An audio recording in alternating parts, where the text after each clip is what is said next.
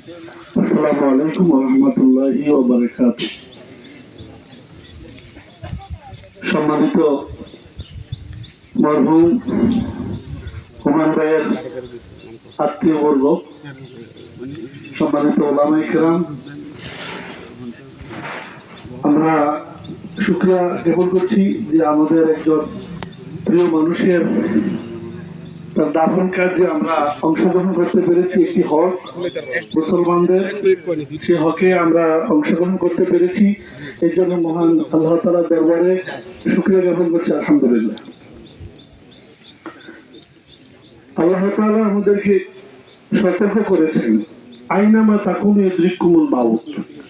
তোমরা যেখানে থাকো না কেন, তোমাদের নির্দিষ্ট সময় তোমাদের জন্য মৃত্যু প্রস্তুত, ওখান থেকে তোমাদের চলে আসতে হবে। বাবার আগে সন্তান মারা যায়। গতকাল একজন অ্যাডভোকেট মহোদয় বলতেছিলেন যে আমার 3 মেয়ের এক বড় মেয়ে মারা গেছে। চোখের পানিতে এক সাগর হবে, কিন্তু আল্লাহর হুকুম চলে গেছে। এভাবে আমাদেরকে আল্লাহ সতর্ক করে দিয়েছেন, তোমরা ওয়ালা ইয়াখুরুল্লাহু নাফসান ইযা জা আজালুহা আল্লাহু খাবীরুম বিমা তা'মালুন। কখনই কোন আত্মার জন্য দেরি করা হবে না, যখন তার কাছে সময় চলে আসবে। অসুস্থ ছিলেন মরহুম হুমায়ুন ভাই। এই অসুস্থ অবস্থায় তাকে আল্লাহ নিয়ে গেছেন।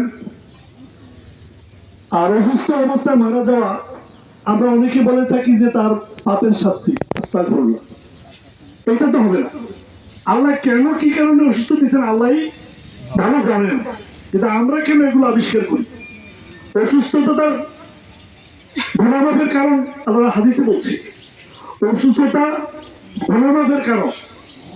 আল্লাহ যেন তাকে এই অসুস্থতার বিনিময়ে গুনাহমুক্ত জান্নাত দান করে, সকলে আমিন। আমরা কেউ ফেরেশতা না। আমরা নিজেকে কেউ যদি ফেরেশতা মনে করি, তাহলে আমরা অহংকারী। সাহাবায়ে কেরাম বলতেন লাইসালি আমাল, আমার কোনো আমল নাই। তা আমরা সেটাই মনে করবো। আজকে আমরা আমাদের প্রিয়জনকে হারিয়েছি, তার জন্য আমরা এখন একটি কাজ, সমালোচনা না করে দুষ্টুরি থাকবে। আমরা তাকে যেন আল্লাহর কাছে প্রার্থনা করি, আল্লাহ মরহুম হুমায়ুন ভাইকে জান্নাতবাসী করা এবং তার পরিবারকে ধৈর্য ধারণ করা তৌফিক দান করুন, আমিন। আসসালামু আলাইকুম ওয়া রাহমাতুল্লাহ।